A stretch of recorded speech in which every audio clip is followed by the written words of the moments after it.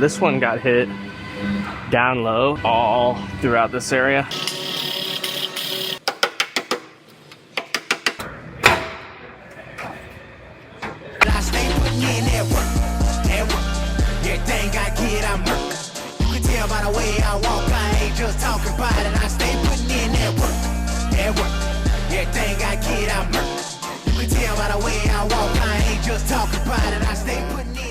I have a Subaru Forester here. This one got hit down low in the rear body panel here, and this is all crushed all throughout this area.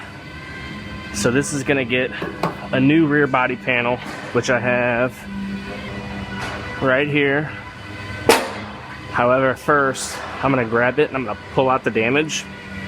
And the trunk floor got a little folded up right at the end there, but I think as I walk this out, a lot of that's gonna walk right back into shape. I'll go ahead and make a couple pulls. I'm gonna try to grab this lip right here and use that to start to pull off of.